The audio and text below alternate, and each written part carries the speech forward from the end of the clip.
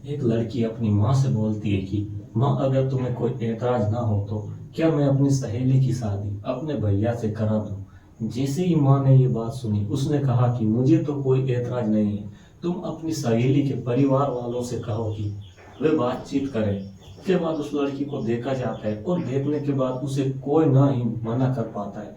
यानी कि जिसकी वो दुल्हन बनने वाली थी, वे देखते ही उसे हाँ कर देता है। साथ ही माँ भी हाँ कर देती है। धूमधाम से शादी होती है। और शादी होने के बाद जब वो लड़की दुल्हन बन के घर में आती है तो सब लोगों के चेहरे पर खुशी से खिल जाते हैं, क्योंकि देखने में थी ही इतनी खूबसूरत। अब वो इंतजार कर रही थी अपने दूल्हे का, ताकि आगे की जो कार्रवाई, आगे की जो बात हो, जो सिलसिला शुरू हो। लेकिन यहाँ पर सहेली पहुंच जाती है।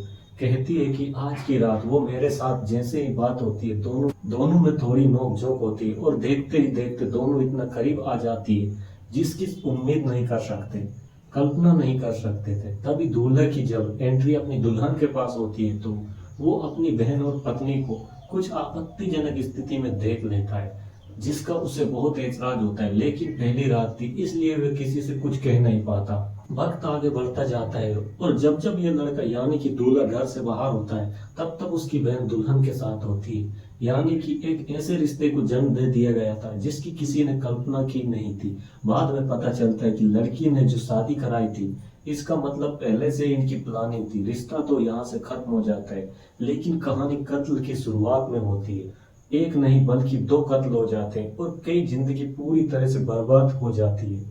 और जब इस घटनाक्रम का लोगों के सामने खुलासा होता है, सोशल मीडिया पर यह खबर आती है, अखबारों में ये खबर आती है, तो लोगों को यकीन नहीं हो रहा था कि किसी भी इंसान के गिरने की क्या ये भी एक हद हो सकती है। आज की कहानी सुनने के बाद शायद आप लोग भी सन्न रह जाएंगे। नमस्कार दोस्तों, आज की ये सच्ची घटना मैं आपको सुनाने जा रहा हूँ। ये सच्ची घटना है हरियाणा प्रदेश का एक जिला है यमुनानगर, और इसी का एक थाना लगता है, थाना शहरी यमुनानगर। इसी की कॉलोनी है आजाद नगर कॉलोनी, गली नंबर 2। बात कर रहा हूँ 23 जून 2024 की शाम लगभग 4 बजे के आसपास 27 साल की एक लड़की होती है जिसका नाम काजल होता है। काजल अभी बाहर से बाजार से घूमकर आई थी और जैसे ही उसने घंटी बजाई तो घंटी बजाने के बाद दरवाजा कोई भी नहीं खोल। कई बार वो घंटी बजाती रहती है, वह तुरंत ही उसने दरवाजा जो मुख्य द्वार होता है उस पर जो हाथ रखा तो दरवाजा खुला हुआ होता है। वो आवाज लगाती हुई मम्मी भैया इस तरह से आवाज लगाती हुई अंदर जाती है और जाकर ड्राइंग रूम की तरफ जाकर देखती है तो उसके भैया की लाश पड़ी हुई होती थी। खून से लथपथ वो पड़ा हुआ था और उसके बाद उसकी हालत काफी खराब हो जाती है और जोर जोर से काजल चीखती है, चिल्लाती है। 27 साल की वो लड़की परेशान थी, आखिरकार घर में हुआ क्या।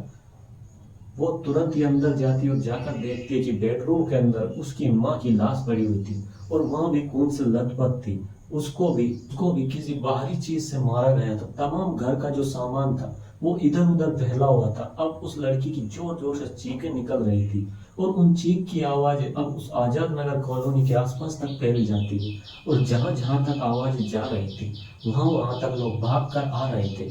आखिरकार इस घर से चीखने चिल्लाने की आवाजें क्यों आ रही है। तुरंत ही उस लड़की ने अपने को संभालने के बाद 112 नंबर पर पुलिस को फोन किया और बताया कि मेरे भैया और मेरी माँ का कत्ल हो चुका है, जितनी जल्दी हो सके आप यहाँ पर आ जाइए। लड़की रो रही थी, परेशान हो रही थी। इसी बीच में जब 112 नंबर पर कॉल की जाती है तो कंट्रोल रूम में से सूचना दी जाती है। इलाके के डीएसपी यानी कि अविनाश जोशी, एसएचओ जगदीश चंद्र और सीआईए की टीम पहुंच जाती है।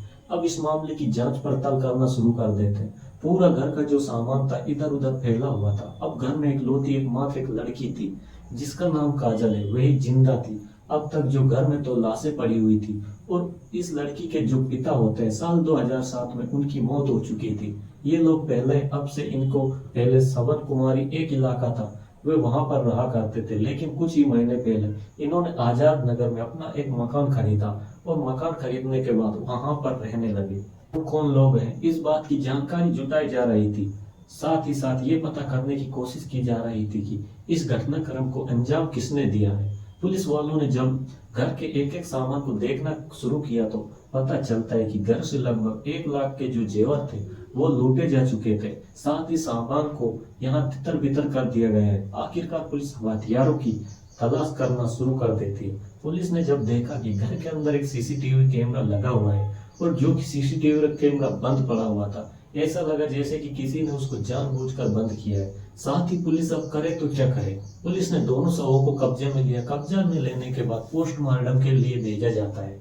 आसपास के लोगों से पूछताछ शुरू करना दिया जाता है। आसपास के घरों में जितने भी सीसीटीवी कैमरे लगे हुए थे उन सीसीटीवी कैमरे को भी खंगालना शुरू कर दिया।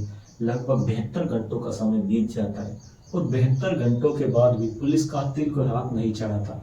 अब जो आसपास के लोग थे, दृष्टिदीप ड्राइवर के लोग थे, सब ये जानना चाहते थे कि आखिरकार कातिल कौन है। अगर यहाँ लुटेरे भी आए थे तो कौन थे वो लुटेरे। जब सीसीटीवी कैमरा खंगाल चला कि एक व्यक्ति नकाबपोश जिसके चेहरे पर नकाब हुआ लगा था, वो 23 जून 2024 की सुबह तक 10 बजे के आसपास घर के अंदर आता है और कोई शोर शराबा नहीं, कोई हंगामा नहीं। आराम से वे घर के अंदर प्रवेश कर जाता है। उसके बाद जब 2-3 घंटे बीत जाते हैं तो इस घर से जो लड़की होती है काजल और वह कातिल होता है, वे दोनों साथ साथ ही निकले थे। अब पुलिस के लिए प्राइम सस्पेक्ट तो यही था कि ये शायद लड़की का ही इसमें कुछ ना कुछ हाथ रहा होगा। अब पुलिस वालों ने उस लड़की से बातचीत करने की कोशिश की कि आखिरकार तुम कहाँ गई थी। तो उसने बताया कि मैं ब्यूटी पार्लर गई थी अपने बाल स्ट्रेट। साथ ही मेरी माँ का मेरे पास फोन आता है कि जब तुम वहां से वापस आओ तो 2 पैकेट जूस के भी लेके आना। और मैं बस जूस लेने के लिए आई थी। उसने कहा कि तुम, यानी कि पुलिस ने कहा कि तुम घर से किस वक्त निकली थी। उन्होंने कहा कि मैं घर से 2 बजे के आसपास निकली थी। लगभग 3:30 बजे के आसपास यहाँ पहुंची, क्योंकि पुलिस जो आई थी वो लगभग 4 बजे के आसपास वहां पहुंच गई थी। अब पुलिस वालों जब पोस्टमार्टम कराया और पोस्टमार्टम की रिपोर्ट आती है तो चौंकाने वाला खुलासा होता है, चौंकाने वाली तथ्य सामने आते। दरअसल जो लड़की बता रही थी और पोस्टमार्टम की रिपोर्ट बता रही, बस में मैच नहीं खा रही थी। दरअसल लड़की बताती है कि 2 से 3 बजे के बीच कत्ल हुए हैं, लेकिन कत्ल जो हुए हैं पोस्टमार्टम की रिपोर्ट के हिसाब से सुबह 10 से 10:30 बजे के आसपास कत्ल हो गए थे। अब पुलिस वालों ने जो सीसीटीवी कैमरे थे वो भी खंगालने शुरू किए। तो एक लड़का जो घर के अंदर जाता है उससे पूछा जाता है कि ये लड़का कौन था और तुम इसके साथ निकली थी। तो लड़की ने कुछ ही घंटों में, यानी कि बताया जाता है कि लगभग 24 घंटे में 25 से ज्यादा बेहतरीन कहानियां सुनाई थी, जिससे पुलिस हर कहानी पर यकीन करने को तैयार। लेकिन पुलिस को लग रहा था कि हर बार झूठ बोल रही है। एक ही घर के अंदर इकलौती लड़की है जो बची हुई है, बाकी सब लोग मारे जा चुके हैं, इसलिए उस पर ज्यादा दबाव भी नहीं बना सकती थी। लेकिन पुलिस के पास और कोई रास्ता भी नहीं था।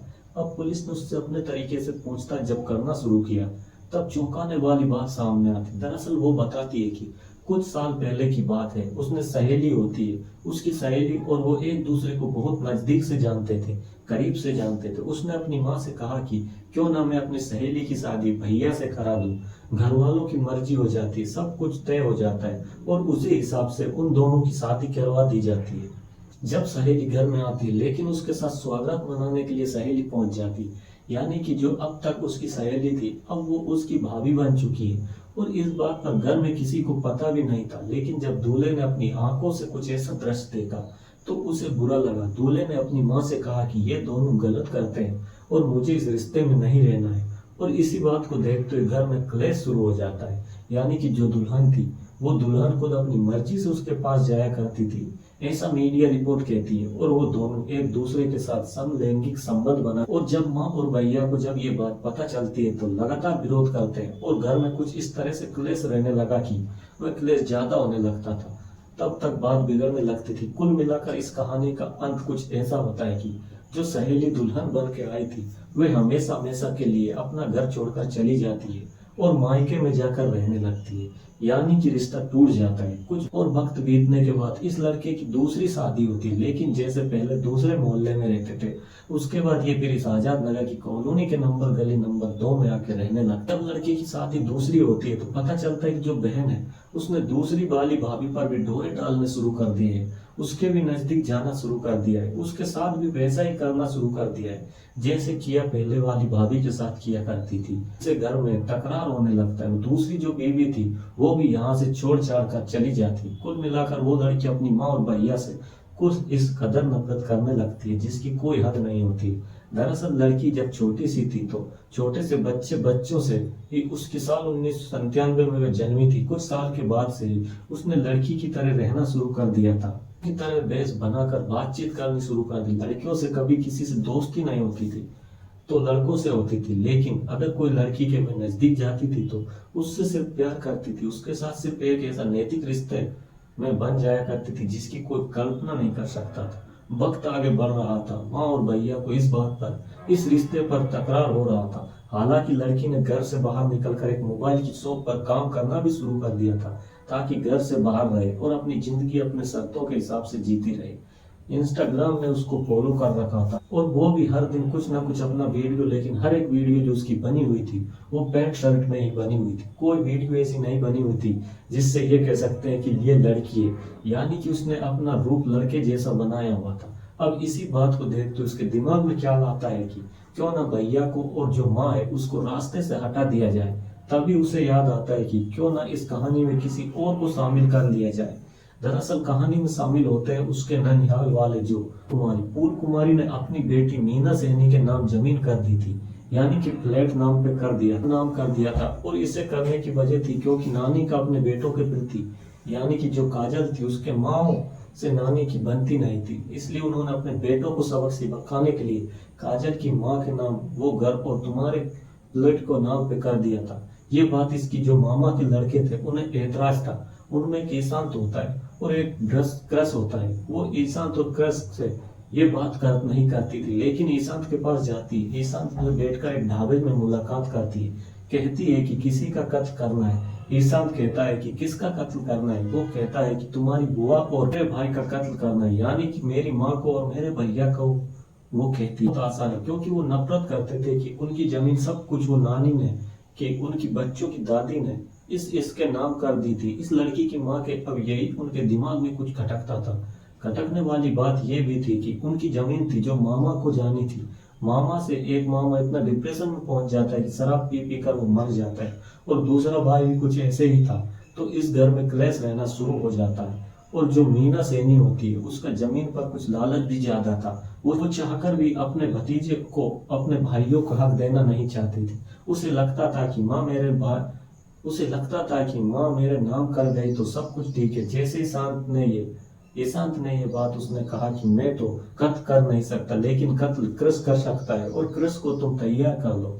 और कृष को भी मैं तैयार करूंगा, यानी कि अब कृष जो था उसका भैया होता है ईशांत का, उसको तैयार किया जाता है। और वो आने के बाद 23 जून 2024 को सुबह के 10 बजे के आसपास घर के अंदर प्रवेश करता है। और घर के अंदर जैसे ही जाता है तो घर में पहले से ही काजल मौजूद होती है। क्रश जैसे अंदर पहुंचता है तो उसकी जो बुआ होती है वो घर के अंदर थी। मौका पाते ही वो इतनी जोर से उसके सर में रोड मारता है। रोड मारने के बुआ जमीन पर गिर जाती, लेकिन मरी नहीं थी। वो बुआ अपने भतीजों को भी देख रही थी, अपने बेटे को भी देख रही थी, और वे हाथ जोड़ कर अपील कर रही थी कि मुझे मत मारो। लेकिन इन लोगों के मन में जरा सी भी दया नहीं थी। इन दोनों ने मिलकर उसका गला घोंट कर मार दी गई। और जब तक वह मर नहीं गई थी तब तक उसको ऐसे ही करते रहे। लेकिन इत्तेफाक से इसी बीच में राहुल की भी एंट्री हो जाती। राहुल ने कभी नहीं सोचा था कि उसके मामा का लड़का उसकी सगी बहन माँ की हत्या कर रहे हैं। जैसे ही उसने ये देखा तो उसने बचाने की कोशिश की। तुरंत ही इन दोनों ने मिलकर उसको पकड़ लिया, यानी कि राहुल को पकड़ लिया। राहुल को पकड़ने के बाद उसके साथ भी वो वैसा ही करते हैं, उसका गला दबा रहे थे। इसी बीच में उसकी भी भारी वस्तु से, यानी कि रोड वगैरह से उसके सर में मारी गई थी। साथ ही उसने जो बहन होती है पैर पकड़ लेती है, और जो मामा का लड़का होता है वो गला दबा कर हत्या कर देता है।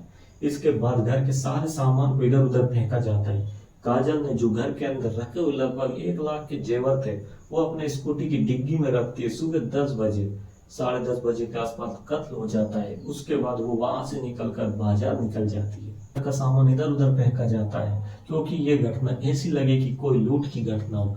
यहाँ से बिछड़ कर निकल जाया करते हैं। कातिल को, यानी कि कृष को, ये लालच दिया गया था कि उसको जमीन भी मिल जाएगी, साथ ही साथ रुपए भी मिलेंगे अगर तुम भैया को और माँ को मरवाने में मेरी मदद करो। तो कृष सोचता भी था कि जिस दिन बुआ मर जाएगी तो उसकी दादी जमीन इसके नाम करके चली गई, वो हमारे पास वापस आ जाएगी। लेकिन कि कातिल कितना सयाना ही क्यों ना हो, कातिल कत्ल करते कोई ना कोई सबूत छोड़ जाते। और वो सबूत था घर का सीसीटीवी कैमरा, जो कि बंद किया गया था। और जब आखिरी बार बंद किया गया था उसमें बंद करने वाले का चेहरा रिकॉर्ड हो चुका था। साथ ही जो गलियों में कैमरे लगे हुए थे, ये भी किसी ने कल्पना नहीं की थी कि जो गलियों में कैमरे लगे हुए वो तो रिकॉर्ड जरूर करेंगे, क्योंकि घर के ही तो बंद कर सकते हैं, अड़ोस पड़ोस का थोड़ी ना बंद कर सकते हैं। पड़ोसियों के कैमरे में लड़की घर से निकलती हुई और वो लड़का था जो घर के अंदर आता हुआ कैद हो जाता है, सुबह के वक्त था, पीएम रिपोर्ट, ये सब चीजें जब मिलकर पुलिस ने कहानी जोड़ी तो घटना के 2-3 दिन के बाद यानी कि 23 जून 2024 को ये घटना होती है और 26 जून 2024 को इसी घटनाक्रम का खुलासा कर दिया जाता है। घटनाक्रम का जब खुलासा हुआ तो लोगों को यकीन नहीं हो रहा था कि सगी बेटी अपने सगे भाई और अपनी माँ का कत्ल कैसे कर सकती है। हालांकि जो उसके मामा के लड़के थे वे तो नफरत करते थे, उनकी जमीन इनके नाम थी, इसकी बुआ के नाम थी, इसलिए उनका तो ठीक था, लेकिन बेटी इस तरह से कर रही है। ये पूरी कहानी आती है कि समलैंगिक थी और वे किसी के साथ अगर संबंध बनाया करती थी तो माँ और बेटे को ऐतराज होता था और तभी से उसने कई महीने पहले इस हत्याकांड को अंजाम देने का सोच लिया था।